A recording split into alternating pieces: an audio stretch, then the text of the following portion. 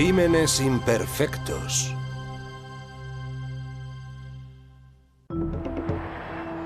La Interestatal 97 recorre toda la falda este de las montañas Cascade del noroeste de la costa del Pacífico. La 97 es una carretera muy utilizada y el tráfico de camiones pesados es increíble, pero es una autovía muy importante. Una mañana de junio, un hombre que circulaba por la carretera interestatal en Oregón vio algo a un lado de la carretera. Cuando se detuvo para investigar, descubrió que era un saco de dormir. Paró para ver lo que era y si podía servirle de algo. Era un buen saco de dormir, así que decidió llevárselo en el camión. Pero aquel mismo día volvió a mirar el saco. En su interior encontró unas zapatillas de deporte de mujer y un bolso, ambos objetos cubiertos de sangre. Lo primero que pensé fue que había una mujer muerta en algún lugar de la Interestatal 97. No sé, las mujeres no dejan su bolso en un saco de dormir. No había dinero dentro del bolso, pero sí había un carnet de conducir. Pertenecía a una mujer de 20 años llamada Carrie Love, que vivía en una pequeña localidad cerca de Seattle, a unos 650 kilómetros del lugar donde estaba el saco de dormir. La madre de Carrie dijo a la policía que su hija se había ido hacía unos días a visitar a su padre en Los Ángeles. Me dijo que iba a quedarse unos días con su padre y que tenía muchas ganas de ir porque hacía mucho tiempo que no le veía. Fuimos a pie kilómetros y kilómetros por ambos lados de la 97.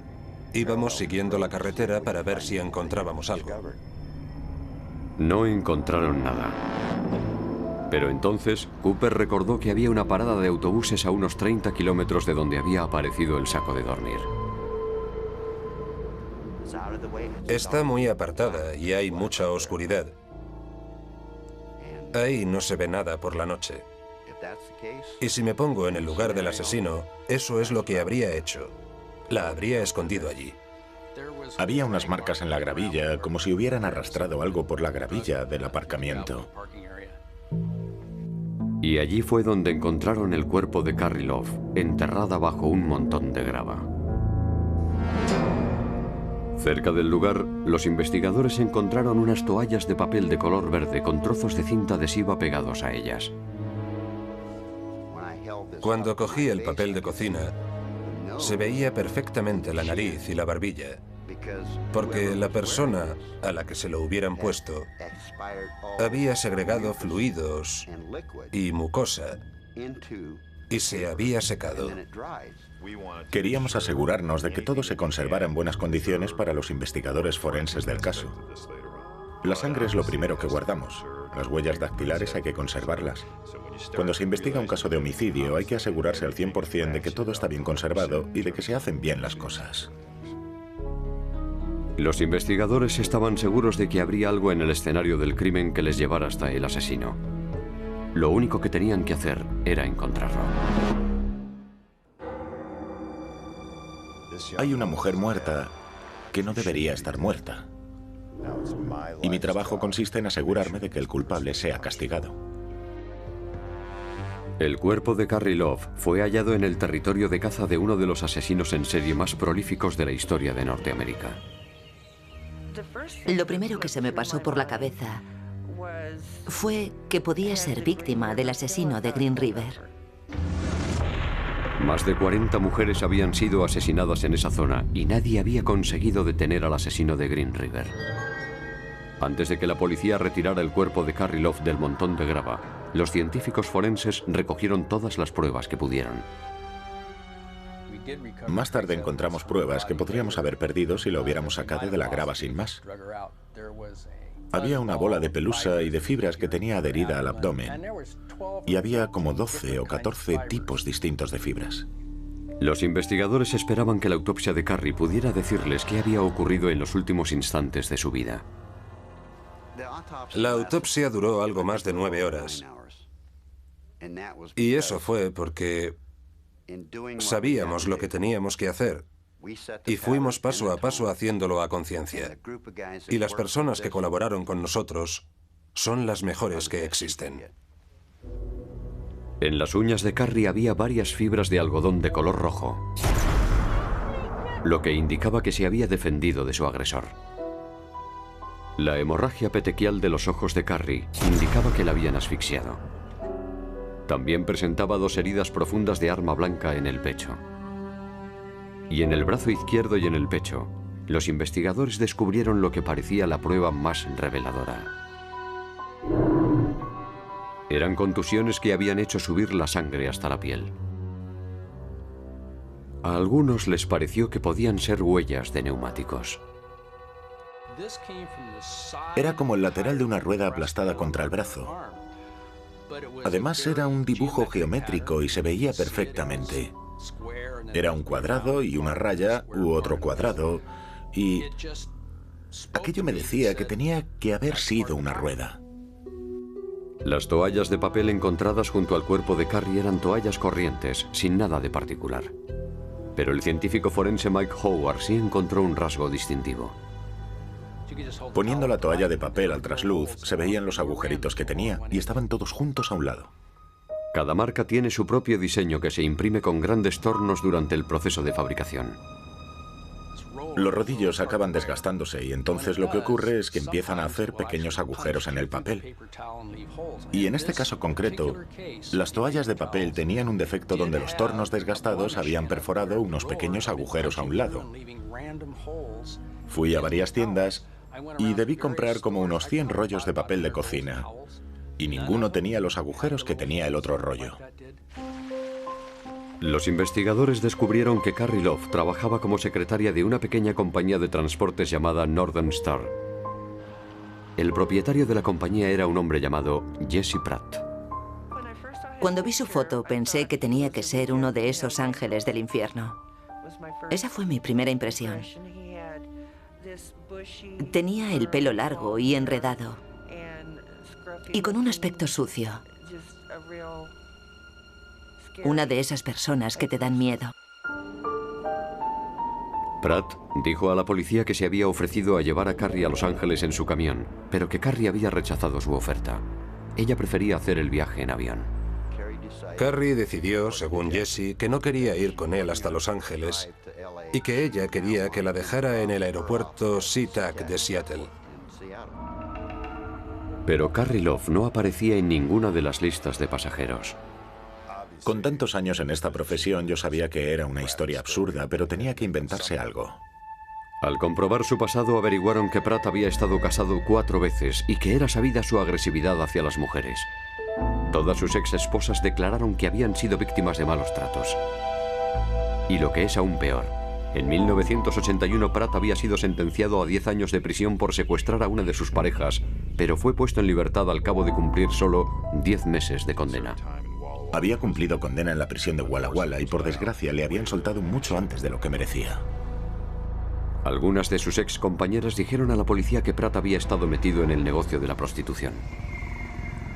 Quería meter en la prostitución a todas las novias que tenía. Solo era cuestión de tiempo y francamente me sorprende que no hubiera habido más víctimas. Jesse Pratt es el criminal más patológico y destructivo que haya pasado por aquí. Y hemos visto varios. Cuando la policía registró el camión de Pratt, no encontró nada de valor. Era evidente que habían limpiado el camión. Estaba demasiado limpio, ni siquiera había huellas dactilares en el camión. Así que los científicos forenses debían buscar en otros sitios porque las pruebas pueden aparecer en los lugares más inesperados. Jesse Pratt admitió que Carrie Love trabajaba para él como administrativa mientras Pratt transportaba mercancías con su camión de 6 ejes. Pratt dijo que se había ofrecido a llevar a Carrie a Los Ángeles a visitar a su padre, pero se negó. Y dijo que la dejó en el aeropuerto de Seattle y se fue a Los Ángeles solo.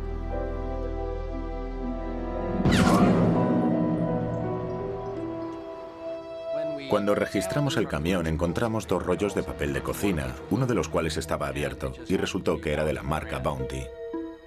Era de la misma marca y color que el papel de cocina, empleado para asfixiar a Carrie. Cogí una muestra del tinte del papel para analizar el tinte y resultó ser el mismo. Examiné las muestras con un espectrómetro de fluorescencias de rayos X para identificar los metales contenidos en el papel, aunque no fueran muchos. ¿Por qué contiene metales el papel? Cuando la madera se convierte en pulpa, el exceso de fibra se elimina con sulfuro, parte del cual queda en el papel. Y el sodio de la madera también permanece en el producto final.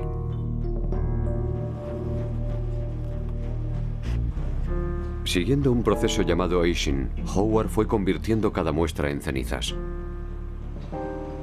Primero se añade un compuesto químico neutro y después se coloca en un espectrómetro de fluorescencias y los metales brillan al paso de los rayos X. Ambas muestras tenían cantidades idénticas de sulfuro, sodio, potasio y restos de otros metales. El papel de cocina contenía los mismos metales, y así pudimos relacionar directamente el papel de cocina de la escena del crimen con el papel de cocina que había en el camión. El rollo de papel de cocina del camión también tenía los mismos agujeros de los rodillos que el papel de cocina del escenario del crimen. A continuación, los científicos forenses compararon las fibras de algodón rojas que había en las uñas de Carrie con una camiseta roja de algodón que Pratt llevaba cuando la policía le interrogó. Bajo el microscopio parecían iguales, hechas con los mismos materiales y el mismo tinte. Con las uñas había arañado esa prenda. Podía haber sido por pasión, por odio, o podría haber sido una pelea. Las fibras del saco de dormir abandonado también aparecieron en el habitáculo para dormir del camión de Pratt. Ahora ya podíamos relacionar a través de las fibras a Carrie Love con la cama del camión y con el saco de dormir que había aparecido. Entre los papeles de trabajo de Pratt, Cooper encontró una pista interesante: un recibo de gasolina del día anterior al descubrimiento del cadáver de Carrie. Era de combustible diésel en la gasolinera Reds. Así que Cooper llamó a la gasolinera para ver si alguien recordaba a Jesse Pratt. Y me dijo, sí, recuerdo al conductor. Un tipo con mucha barba y con una barriga enorme. Y mientras le escuchaba casi no podía respirar porque no podía creer que se acordara. Entonces le pregunté si recordaba algo más y me dijo, sí, también recuerdo a una chica muy guapa que iba con él. Al ser informado sobre el testimonio de los testigos y las pruebas forenses, Pratt cambió rápidamente su declaración. Ahora admitía que Carrie había estado en la cama de su camión porque habían mantenido relaciones sexuales consentidas. Pero decía que Carrie le había robado dinero durante el viaje. Estaba enfadado con ella. Habían estado discutiendo. Pero para cuando llegaron a la carretera 58, él ya no aguantó más y la echó del camión por la noche. Y le dijo que se las arreglara como pudiera. Para mí esa es la historia más absurda que podía haberse inventado, porque si yo soy el jurado, le habría condenado aunque solo fuera por eso. Jesse me miraba, sonreía y seguía con la conversación. Pero yo sabía por su actitud y su tono de voz que estaba mintiendo abiertamente y solo quería hacerme creer lo que él quería.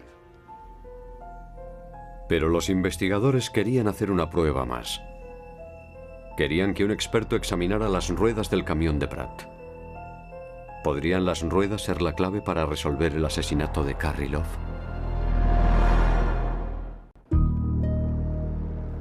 Los investigadores sabían que el asesino de Carrie Love la había atropellado después de matarla.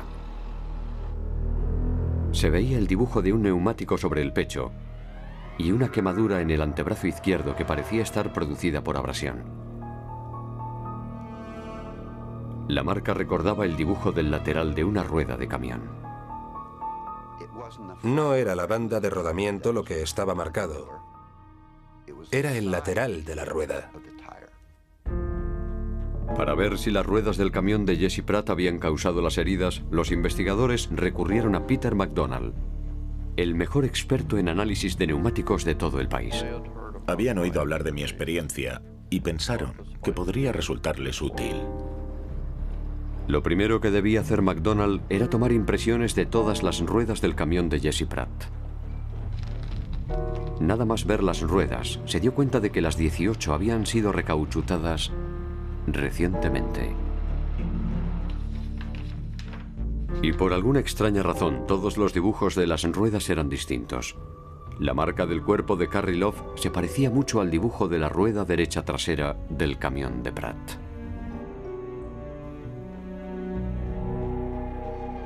Ahora la pregunta era si podía compararse el dibujo del lateral de la rueda con la quemadura por abrasión del antebrazo izquierdo de Carrie Love. Para recauchutar una rueda, se pega una nueva tira de caucho a la cubierta de la rueda y después se unen los extremos. McDonald estaba particularmente interesado en esa junta, donde el caucho estaba unido con pegamento en el exterior de la rueda. Colocó un papel sobre la rueda y presionó para conseguir una impresión del dibujo. El dibujo del lateral de la rueda era una barra corta seguida de un cuadrado redondeado. Pero en el punto donde se había unido el caucho, la barra era más corta que el resto de las otras barras del dibujo. Esa barra concreta que analicé era muy singular. Y solo podía haber una así, con esa junta del recauchutado. En su laboratorio, McDonald recortó el dibujo. Lo montó sobre un tampón y le puso tinta. Después aplicó el tampón sobre su antebrazo izquierdo. El dibujo era idéntico al que había quedado marcado en el brazo de Carrie Love y era idéntico al dibujo del lateral de la rueda del camión de Jesse Pratt. Ambos dibujos tenían la misma barra un poco más corta en el punto donde se había hecho la unión del caucho. Esa misma barra, un poco más corta, aparecía en el brazo de Carrie Love. De no haber sido por ese rasgo tan singular, no habría podido hacer una identificación positiva. En esa misma rueda, McDonald vio que había un número de serie, XZ9219. Estaba grabado en el caucho nuevo.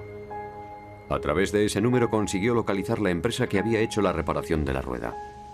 El encargado declaró que esa rueda había sido recauchutada solo 2 meses antes de la muerte de Carrie. Y también reveló quién había pagado la reparación.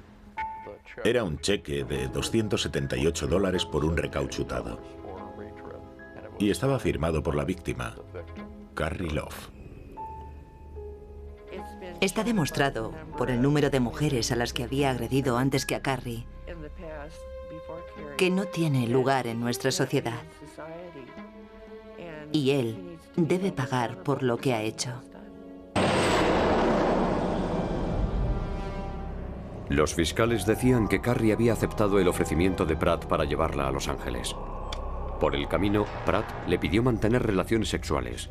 Carrie se negó y comenzó un forcejeo. Las pruebas forenses sugieren que Pratt le cubrió la nariz y la boca con el papel de cocina y la apuñaló hasta matarla.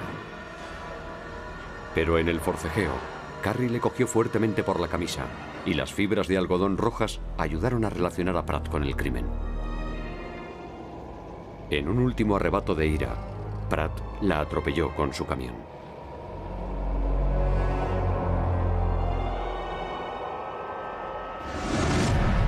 Después escondió el cuerpo bajo un montón de grava en la parada de camiones y se deshizo del saco de dormir de Carrie y sus efectos personales arrojándolos a un lado de la carretera. Todas las pruebas forenses incriminaban a Jesse Pratt. Las fibras de algodón rojas de las uñas de Carrie eran idénticas a las de la camiseta de Pratt. Las toallas de papel usadas para tapar la boca a Carrie eran del mismo rollo que estaba en el camión de Pratt. Y la huella de neumático del brazo de Carrie coincidía con el dibujo de la rueda del camión de Pratt. Todas las pruebas apuntaban a la misma persona. Creo que teníamos pruebas de sobra para fundamentar el caso. Jesse Pratt fue juzgado y condenado por homicidio intencionado y fue sentenciado a la pena de muerte. Yo no pensaba que tuviéramos ganado el caso porque nunca se sabe lo que puede pensar el jurado. Un solo jurado puede ponerse en contra y echar por tierra todo el trabajo de los fiscales.